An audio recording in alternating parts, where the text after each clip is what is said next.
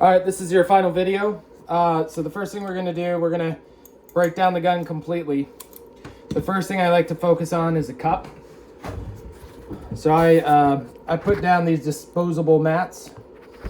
So every time I finish a project, I basically just use it. And then I just use regular paper towels. I'm gonna use acetone to really clean the cup out. I'm gonna use a Q-tip with a little acetone dip, and I'm gonna clean inside of this hole. And I've already cleaned it, and it's still dirty. So what I'm gonna keep doing, it's like a gun. When you do a deep cleaning, you want it to be as clean as possible. So it's good. I'm gonna clean around the edge of the cup. The last thing I'm gonna do, once the inside is clean, I'm gonna put some acetone on the outside of the cup. So I like my stuff to look new after I'm done using it, or as close to possible. All right, so the cup is clean. Put it right on there, and then I'm going to start dismantling the rest of the pieces of the Iwata gun. And this is a Iwata LPH-80. It's the best gun for Cerakote. It's the only one I would use. So we're going to break it all the way down.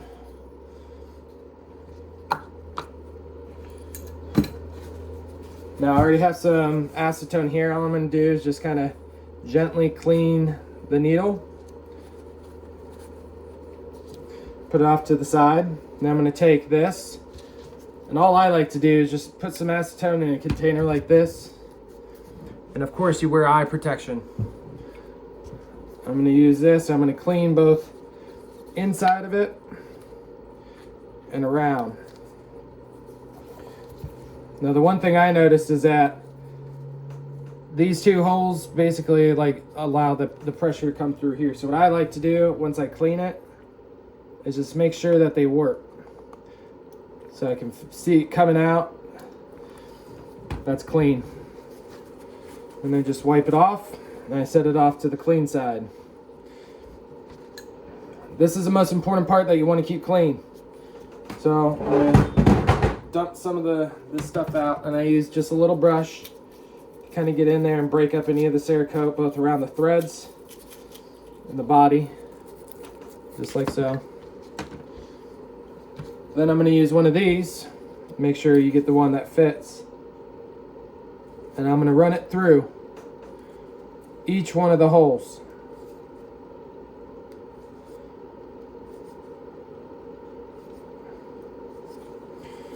And then I'm going to get the smallest of them and run it through the center. Now we are not done. We're going to put some more acetone inside and around it. You're going to take a Q-tip, and I actually just like bite off the clean side, put it in some acetone, and then I'm going to put it inside that hole. And we're going to just churn it. And we're good. Last thing is get another Q-tip, and we're going to push it in to here just to clean off all around the heads. And then same thing on the body.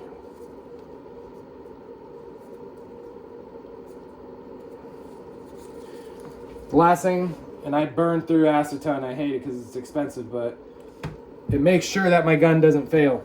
So I clean it off. The next part is you're going to be cleaning the gun. So what I like to do is this is just my catch basin for the acetone. I'm going to do it from both ends. Then I'm going to use this for the fine tuning to get in there. Now I was trained to do 2 Q-tips per end, so you get the 2. And you're going to put it in there to clean the threads. And it is dirty. They do get dirty. It puts enough pressure on it that it actually can get in between the threads without you having to worry too much. And I do it on the same on the other end.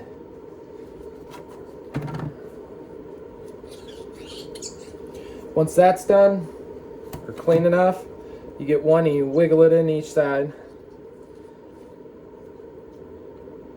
And then what I like to do is just get another clean side of the Q-tip. I'm going to do the outside thread.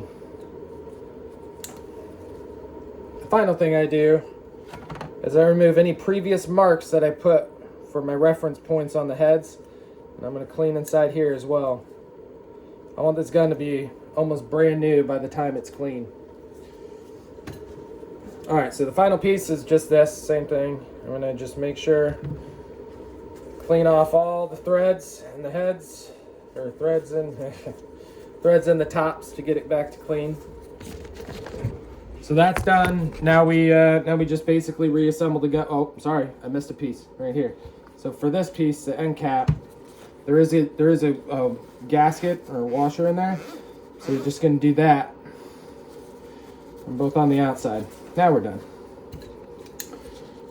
So I always start with my needle going back in the gun. I'm very careful that I put it right in the hole.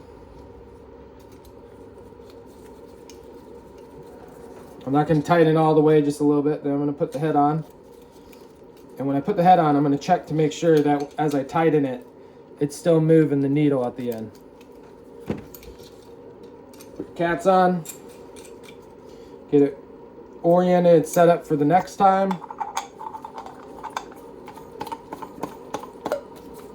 Close up every single one, and you'll see why.